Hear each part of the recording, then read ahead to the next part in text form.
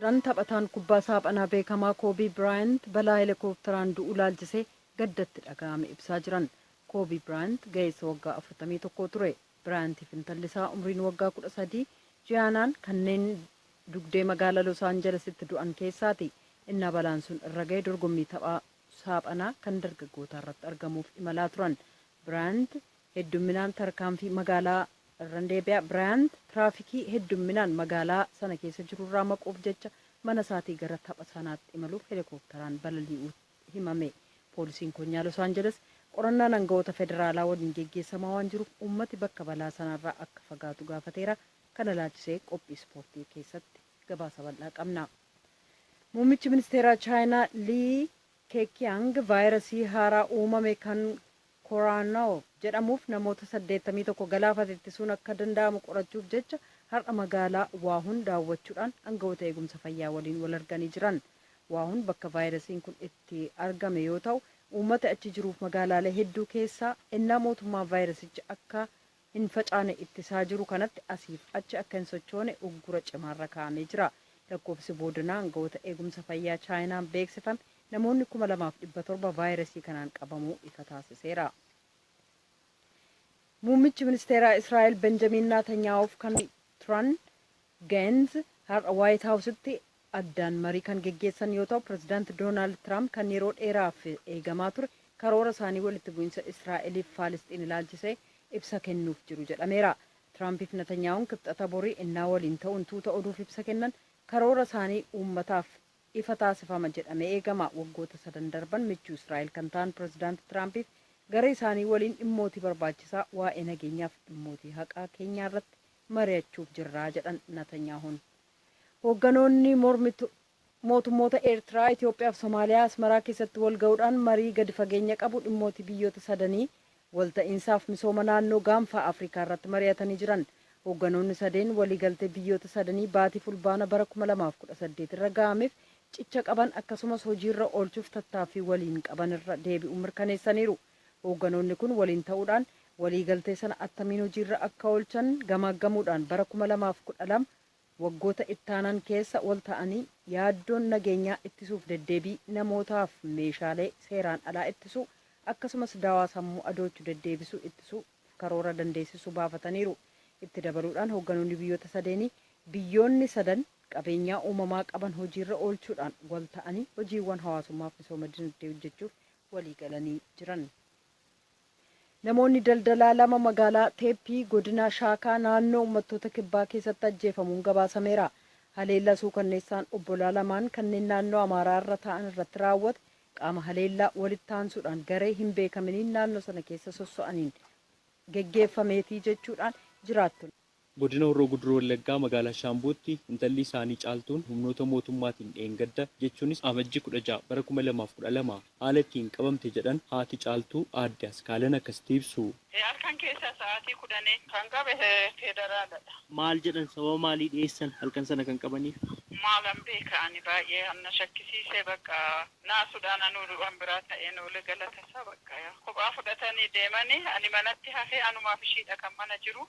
Waaqayyo beekadha yaa'u nurra dabarse garuu hundumaa isheenis nanadhaa jirti anis kunoo mucaa qabadheen jira dhaabitti haadhaaf ilmoo adda adda baase. Mucaan ishee jamee ji'a ja'a keessa jirti. Amma eessatti hidhamtee jirti Caaltuun? Poolisii magaalaa. Maaliifiin jedhan yeroo gaafattan? Wanta akkasiin jiru akkuma mi'aa nama kaa'u malee waan isaan wallaalee. Ishumatutti mi'aa'ee ta'e Waaqayyo haa beeku ani kanan beeku. Caaltuu Taakkalaa Beetuu waajjira ABO erga bara darbee magaalaa Shaambuutti baname as yeroo sadaffaa qabamtee hidhamtee jedhu haati ishee aadde Askaalan. Caaltuu malee namootni biroof dargaggootni hedduun isaan lakkoofsaan adda hin baafanne hidhamanii akka jiran kan dubbatan aadde Askaalan. Saajina olaanaa Habtaamuu Ajiiluu itti gaafatamaa waajjira poolisii magaalaa Shaambuuti. Caaltuun nu biratti argamtee erga jedhaniin booda sababa maaliif akka ishee hidhanis dubbatanii jiru. Caaltuun nu bira jirti wanti qulqullaa'ee yookiin ba'uu dandeessi yookiin turuu dandeessi wanticha hin beeknu wantichi gama seeraatti wal qabata malee dhimma sana miti. Maali wantichi? Shaakkiidhuma sochii shanii ammaatti wal qabata jechuudha. Sochii shanii jechuun maali? Sochii shanii jechuun kan amma seeraalee socho'u jira naannoo daangaa. Kan seeraalee socho'u jira. Isheen immoo abbaan manaa ishee bosona jira. Isaanii hojii wal quunnamtii qabdii kan jedhu intiniin jira. Gaasa kaan immoo gadaa qulqullaa'ee Waanti jedhu jedhama arraabor keessa. Abbaan manaa bosona jiraachuudhaan isheen qabamuu maal lolti fidaree? Akkas miti. Inni sana ta'eeti isheen quunnamuu kan jedhamu isheen baay'ee bakka buute seera qabeessaan bakka buute laachisaa butuun ta'e waa biraatiin jechuudha. Waan kanaa wal qabataa inni immoo ganaa qulqullaa'ee furmaati kennamuu danda'a. Caaltuu malee miseensotaaf deeggartoota paartii morkataa biraa hin hiinee jedhan Saajin Abtaamuun haaluma wal fakkaatuun godina Shawaa Lixaa aanaa Gindabaratitti miseensotni paartii Koongireesii Federaalistii Oromoo 31 torban darbee amajjii 8 bara 2012 humnoota mootummaatiin qabamanii waajjira poolisii aanaa Gindabaratitti hidhaman keessaa 7 jimaata torban darbee gadhiifamuu fi 24 ammoo ammallee hidhamanii akka jiran miseensota Koongireesii Federaalistii Oromoo KFO hidhamanii galleeffaman keessaa ani tokkodha kan jedhan obbo Daksiisaa Toleeraa akkasitti ibsu. Yeroo lammaffaa hidhamuu kooti biqilaata kanaatti haamlee afurii kaaseen hamma haamlee guyyaa 12 hidhamee saboona darbe jechuudha bara 2011 himannaan narra osoo jiraatiin akkanumatti nagadhiisanii torban tokkoon dura na hidhanii amma deebi'aniitiin na qabanii na hidhan amma biisaan na hidhan amma sharii abaa'oo qallabda jedhanii ani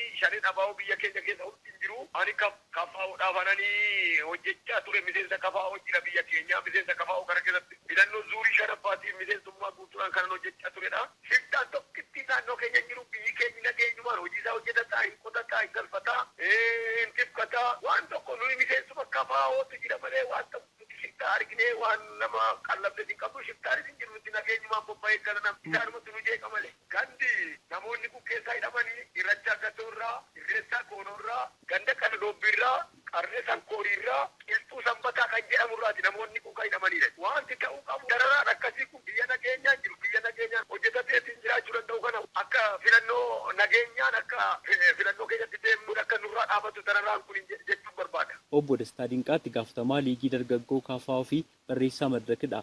Yeroo filannoon biyyaalessaa dhiyaataa deemu deeggartootaaf miseensota KFO hidhuun sirrii mitii jedhan muuxannoo bara 2007 kaasuunis dubbatu. Rakkichi isuma qabsoon KFO achitti lafa qabachuusaa fi kanaan dura isuma godhamaa turedha jechuudha. Ani yeroo baay'eetti deddeebi'ee achi iddoo bulchiina dhoowwataniiru 2007. Kana qofaa osoo ta'in Gindabarat irratti abbaa fedhetu du'a malee ishee ajjeefna malee filannoo Gindabaratitti mo'achuun hin danda'amu jedhamee 2007 kan murtaa'ee harma isaaniitiin odeeffannoon nu ga'edha jechuudha. Ani isaan achitti xiyyeeffatanii waan uummanni sun achirraa waan hojjetu beekaa, karaa deemuu beekaa, abbaa filatu beekaa, sirnaan kan socho'uudha malee amala shiftummaas kan qabu miti. Kanaafuu isa cabsuudhaaf uummanni miira ofitti amanamummaa qabuu fi sirnaan socho'u sana balleessanii achitti hokkara uumuudhaaf kan barbaadame natti fakkaata. Itti gaafatamaa waajjira poolisii aanaa Gindabarat Inspektar Taarikuu Irranaa komii kee irratti deebii kennanii jiru. Deeggartoonni KFO nu biratti qabanis hin jirani. Kan nu biratti hidhamanii jiran warra shiftaa qallabanii shiftaadhaaf maallaqa walitti buusanii uummatarraati maallaqa qabatamaa walitti buusanii hidhaman malee warra qallabanii nyaachisan malee deeggaraan KFO nu biratti hidhame tokkollee. Shiftaa qallabuu isaaniitiif ragaan jiraata? Ragaa irratti qulqulleessaa jira. Yeroo uummataatiin qorataan immoo qulqulleessaa jira. Uummaadha. Yakkamaan kamiyyuu amma irratti qulqullaa'utti ani kana godheeran jedhu qabatamaan ganda tokko maatiidhuma dhayyuu fakkeenya meeshaadhaan deeggaramee otoo socho'aa jirus kan qabamee jira. Keessattuu gandarreessaa koonoo keessatti kan qabatamaan otoonni qallaba nyaachisee bosonaa deebi'aa jiru qaban jiru. Isaan kanadha malee namni qabatamaan akkasumaan mana qabamee dhufe tokkollee jiru. Bulchaan aanaa Gindabarat obbo Tasfaa Badhaanee garuu hidhamuu miseensota KFO quba hin qabu jedhan. Akka isaaniitti koreen isaanii asittis beekamaadha. Waajjira isaa akka isaaniitiin jiru. Kana duras waliin marii gaggeessaatti turreerraa. Dabin torban lamaan darbe keessaa koree isaanii kan ta'an marii haala nageenyaa aanaa irratti waamnellee waliin mari'achaatii turreetti. Kanaaf nuyi ammatti miseensa KFO keessaati nuti addatti rakkoo akkasiitiin filannoo wajjin wal qabsiifamee siyaasa isaanii akka isaan hin barsiifanne sagantaa qaban akka uummata biraan hin gahanne wanti gama keenyaatiin kun ta'e homtuu tokko hin jiru waan ta'eef hin jiruu fi waan haqaaf qulqulluu ta'e irratti otoo odeeffannoo isiniif kennanii immoo irra gaarii. Gandoota baadiyyaa irratti kan isaan jechaa jiranii? Lakki ammatti waan waliigalaatiin jiru waan isaanillee miseensi keenya abaluutuun nu jalaatti akkasittiin naannu immoo ganda kanarraati an akkasiitiin jira kun kan mootummaatiin dhiibbaan irratti jira hin jedhoo taate iftoominaan waliin haasa'uutii hin dandeenya. Bara 2012 akka lakkoofsa Itoophiyaatti baatii amajjii jalqabarraa eegalee barattoonni dhaabbilee barnoota olaanoo keessaa hedduminaan bakka jirantu dhaga'ama. Dhaabbileen barnoota olaanoos barattoota adabaman lakkoofsa isaanii fuula marsariitii isaanii irratti maxxansuudhaan ibsaa turuun isaanii ni yaadatama. Lakkoofsi barattoota tarkaanfiin irratti fudhatamee yeroodhaa gara yerootti dabalaa jira. Sababni ari'amuu barattoota kanaa akka ministeerri saayinsii fi dhaabbilee barnoota olaanoo jedhetti ji'oottan 3 darban keessa walitti bu'iinsa mooraa yuunivarsiitii garaagaraatti uumameen lubbuun barattootaa darbuu, sirni baruuf barsiisuu danqamuu, qabeenyi dhaabbilee barnoota olaanoo barbadaa'uu fi nageenyi mooraa dhaabbilee barnoota olaanoo keessatti boora'uunidha. Kanaanis barattoonni hedduun barnootarraa dhorkamaniiru. Kaan ammoo akeekkachiisa dhumaatiin gara barnootaatti akka deebi'an taasisameera. Barattoonni kumaatamaan lakkaa'aman immoo sodaa nageenyaa qabna jechuudhaan barnoota isaanii addaan kutanii gara bakka dhufaniitti deemaniiru mooraa gad lakkisanii. Barattoonni barnoota addaan kutanii deemuu fi barnootarraa ari'amuun isaanii dhiibbaanni gama dinagdeetiin qabu ogeessa dinagdeerraa odeeffadheen jira. Dr. Guutuu Teessoo ogeessa dinagdeetiin. Qabeenyi biyyattii kanaadhaa inni guddaan humna namaati. Qabeenyi sadarkaa irratti biyyi kun ani qaba jettee investimentii biyya alaa harkisuudhaaf dinagdee guddina saffisaa qabu fiduudhaaf biyyi kun hojjechaa jirtu keessaa qabeenyi isheen kana jettu humna namaati. Humna namaa kanatti ta'aniitidha kan qabiyyeen lafaas uumamaallee kan biroollee kan dhufanii. Egaan biyyi kun qabiyyee guddaa ani qaba jettee ittiin addunyaatti dhaadattu kana balleessuu tamsaasuuf mancaasuu irra jirti jechuudha. Abbootidhaadha. Akkamitti qisaasama ta'aadha. Tokkoffaa humna namaa Afrikaa qaban kana mancaasuun akka inni hin baranne godhuun akka inni hin qaroon akka inni iskiilii barbaachisaa ta'e argatee hin baane gochuun humni namaa kun bu'a qabeessa guddaa yookaan immoo hamma hojjechuu malu, hamma oomishuu malu, hamma vaaluu dabaluu malu kan hin daballe gochuudha jechuudha. Akka Dr. Guutuun jedhanitti qisaasamni gama dinagdeetiin sababa ari'amuu barattoota kanaan qaqqabu maatiirraa eegalaa jedhan. Barattoonni mooraa yuunivarsiitii irraa ari'ataman kun abbaa faatitti dadhabanii qabeenya qaban hundumaa irratti dhangalaasaniiti kan isaan mana barumsaatti argan. Mootummaan biyya kanaallee kutaa tokko kaasee hanga isaan 12 fixanitti barsiisota ramadee fi bajeta mana kitaabaa, mana barnootaa, mana laayibireerii yookaan immoo education sector irratti investimentii biyya kanaa guddaa dhangalaasee warra oomishee fidee asiin ga'eedha jechuudha.